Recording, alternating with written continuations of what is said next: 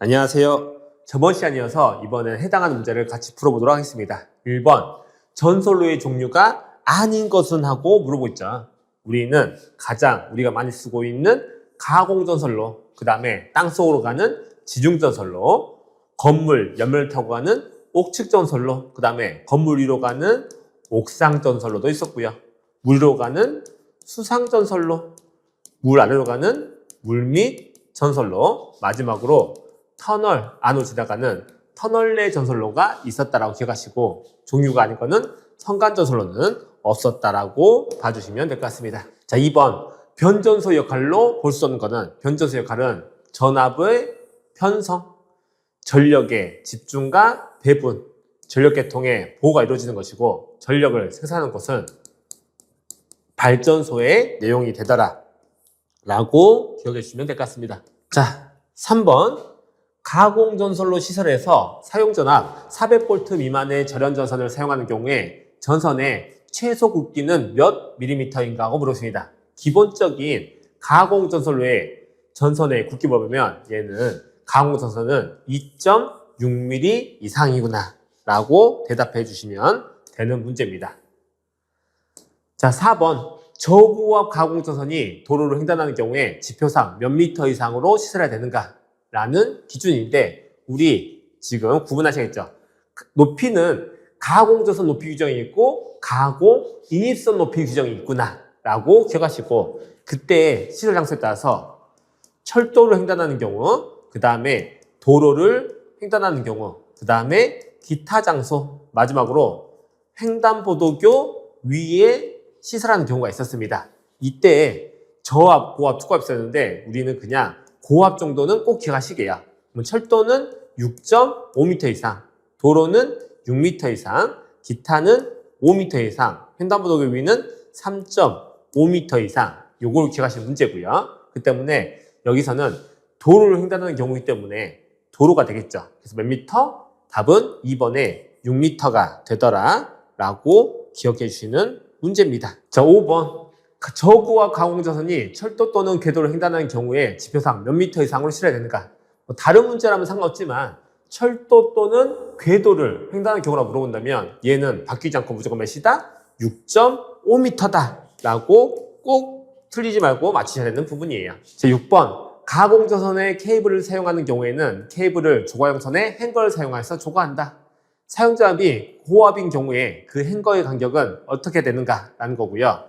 자, 조과형선을 사용해서 케이블을 고정시켜서 행거를 사용할 건데, 행거를 사용하는 경우에는 50cm 이하 간격으로 실어야 되는 것이고요. 만약에 금속 테이프를 이용하는 경우에는 20cm 이하로 실어야 된다는 것까지 추가적으로 기억해 주시면 될 것 같아요. 자, 7번 가공 케이블 시설 시 조과형선에 금속 테이프를 사용하여 케이블 외장을 견고하게 붙여 조과하는 경우에 나선형으로 금속 테이프를 감는 간격은 몇 cm 이하로 확보하여 감아되는가? 자, 금속 테이프는 몇 cm? 20cm 이하 기억하시는 문제입니다. 자, 8번 한국전기설비 규정에 따른 가공 케이블의 시설에서 가공전선에 케이블을 사용하는 경우 조과형선의 단면적은 몇 스퀘어 이상이 되는가 하고 물어보겠습니다. 조과형선의 굵기는 22스퀘어 이상을 써야 되는구나. 답 2번 기억하시고 푸시는 문제입니다. 자, 9번 고압 가공전선로의 지지물로 철탑을 사용하는 경우에 경관은 몇 미터 이하로 해야 되는가 물어보세요. 그러면 우리는 경관에 다른 거 못 외운다 하더라도 표준 경관은 외우자고 했었고, 기준은 목주랑 A종일 때, B종일 때, 철탑일 때가 있었고요. 목주 A종은 150m 이하, B종은 250m 이하, 철탑은 600m 이하의 경관을 사용하더라고 하기 때문에 철탑의 경관은 600m다 라고 답을 다실 수 있는 문제죠. 자, 10번 고압 보안공사를 할 때 고압 가공소로의 경관을 철탑의 경우 얼마 이하로 해야 되는가 물어보고요. 보안공사는 좀 어려웠었죠. 기존에 많이 까다롭게 썼는데, 그래도 보안공사 중에서 철탑은 종류에 상관없이 무조건 몇 미터였습니까? 400m였다 정도까지는 우리 외우자 했었던 거 기억해 주시면 좋을 것 같아요. 자, 11번 저압 가공전선과 고압 가공전선을 동일 지물에 시설하는 경우에 상호 이격거리는 몇 cm 이상으로 해야 되는가 물어보겠습니다. 방금 전에 배웠던 병가를 말하는 거죠. 이렇게 지지물이 있으면 지지물에 완금을 이중으로 설치해서 이런 식으로 두 개의 전력선을 설치할 거고요. 상대적으로 고압을 위쪽에 아래쪽을 저압을 설치할 건데 이렇게 저압과 고압 가공선을 동일 지지물에 설치하는 경우를 우리가 병가라고 부를 것이고요. 이때 이역거리는 몇 cm? 50cm 이하로 해야 된다 라는 거죠. 케이블을 사용하면은 30cm 이하 기억해 주시면 될 것 같습니다. 자, 사용답이 35kV 이하인 특구와 가공전선과 220V 가공전선을 평가할 때 가공전선로 간의 이격 거리는 몇 미터 이상으로 해야 되는가 하고 물어보고 있습니다. 얘는 뭐예요? 위쪽이 특구합하고 저합이죠. 똑같이, 아까는 똑같이 이렇게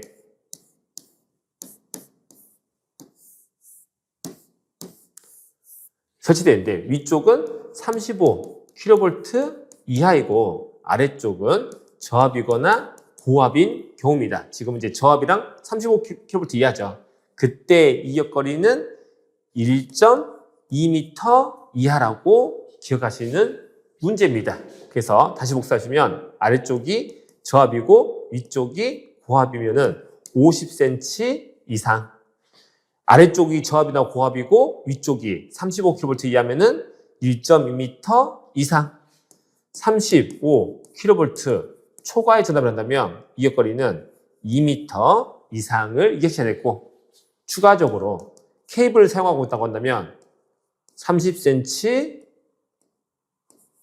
50cm, 1m 이상 이격시켜야 된다는 내용도 있구나라고 기억해 주시면 좋을 것 같습니다. 자, 13번. 동일 지지물에 저압 가공전선과 가공 약줄전선을 설치할 때 상호 이격거리는 몇 cm 이상으로 해야 되는가 하고 물어보고 있는 거예요. 얘는 가공 약줄전선하고 가공전선을 같이 쓰는 거기 때문에 얘는 공간에 대한 설명인 거죠. 똑같이 대지가 있고 지지물에, 이러한 지지물에 전선을 이렇게 시설을 할 건데 아래쪽은 가공 약줄전선인 통신선이고 위쪽은 저압일 때, 고압일 때, 특고압일 때가 있겠죠. 저압일 때 상호 이격거리는 75cm 이상, 고압일 때는 1.5m 이상, 특고압일 때는 2m 이상 이격시켜야 된다는 내용이니까 저압인 경우니까 75cm가 답이 되겠죠. 더 어렵게 나온다면 케이블을 사용하게 되면 케이블을 쓰게 되면 30cm 이상, 50cm 이상, 50cm 이상 이격시켜야 되는 내용까지 기억해 주시면 될 것 같습니다. 자, 14번. 사용전압 15kV 이하의 특구와 가공전선로의 중성선의 접지선을 중성선부터 분리할 수 있을 경우에 1m마다 중성선과 대지 사이에 합성 전기 저항 값은 몇 옴 이하로 해야 되는가? 자, 15kV 이하의 장소는 30옴 이하로 해주면 되고요. 25kV 이하의 장소는 15옴 이하로 해줘야 된다 라는 거 정도까지만 외우셔도 무방할 것 같아요. 내용이 어렵기 때문에 답은 1번. 자, 15번. 가공전선로인데 지지물에서 다른 지지물을 거치지 아니하고 수용장소에 인입구 접속점에 이르는 전선을 우리가 뭐라 부른다? 연접인입선이라고 부른다라는 규정 기억하시는 거고요. 16번. 5개용 비닐 전전선을 사용하는 저압 군의 가공 인입전선으로 전선의 길이가 15m를 초과하는 경우에 전선의 지름은 몇 mm 이상을 써야 되는가? 자, 가공 인입선의 최소 굵기는 똑같이 2.6mm 이상을 써야 된다 라는 거 기억하시는 문제. 자, 17번. 저압 옥내 가공 인입선으로 인용 비닐 전선을 사용 시에 전선의 길이가 15m 이하인 경우 사용할 수 있는 최소 굵기는 몇 밀리미터 이상인가 하고 물어보십니다. 자, 가공 인입선에 대한 규정인데 얘는 15m 이하예요. 그런 경우에는 2.0mm 이상까지 쓸 수 있다라는 규정이 있었던 거 기억하시는 문제고요. 자, 일반적으로 저압 가공 인입선이 도로를 횡단하는 경우에 노면상 설치 높이는 몇 미터 이상이 되는가 물어보고 있습니다. 그러면 전선의 높이는 가공 임선하고 가공 전선을 구분할 수 있어야 되겠죠. 그러면 이 높이 규정이 실현할 수 있는 곳이 철도 횡단 시, 도로 횡단 시, 기타 장소, 횡단보도교 위 이렇게 시설이 있는데 우리는 고압 기준은 이 두 개 같다 했었어요. 그래서 철도는 6.5, 도로는 6m 이상, 기타는 5m 이상, 횡단보도교 위는 3.5 이상, 3.5m 이상이라고 외웠었고 가공도서는 저압, 고압, 특고압의 크기가 다 같더라 라고 기억하신 거고 가공도서는 저압일 때는 조금씩 줄어들더라 라고 기억하신 거죠. 근데 철도는 바뀐다 안 바뀐다? 안 바뀐다. 똑같이 6.5m. 도로는 줄어서 5, 4, 3 이렇게 되더라 라고 외우셔서 푸는 문제고요. 도로 횡단 시에 저압이니까 5m가 답이 되더라 라고 찍을 수 있는 문제입니다. 자, 19번. 저압 이익선 공사 시에 저압 가공 이익선에 철도 또는 궤도를 횡단하는 경우 레일면상 몇 미터 이상을 실어야 되는가? 자, 아주 제일 편한 문제죠. 철도 나온 수가 몇 미터? 6.5m라고 기억해 주시면 될 것 같아요. 자, 20번. 고압 가공 이익선이 일반적인 도로 횡단 시 설치 높이는 하고 물어보겠네요.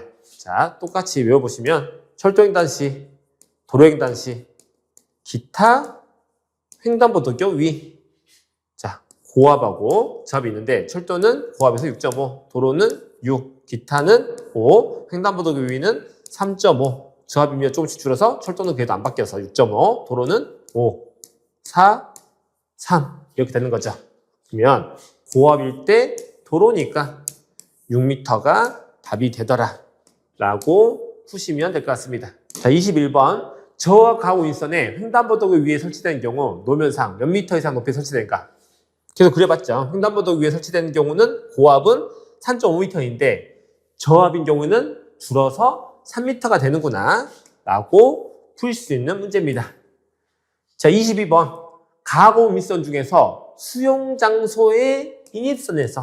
수용장소의 인입선에서 분기해가지고 다른 수용장소의 인입구에 이르는 선을 우리가 뭐라 부른다? 얘를 연접인입선, 현재 말로는 이웃연결 인입선이라고 부르겠다라는 거 기억하시면 될 것 같아요. 자, 23번. 저 연접인입선은 인입선에서 분기하는 점으로부터 몇 미터를 넘지 않는 지역에 시설하고 폭 몇 미터를 넘는 도로를 횡단하지 않아야 되는가? 라는 거고요.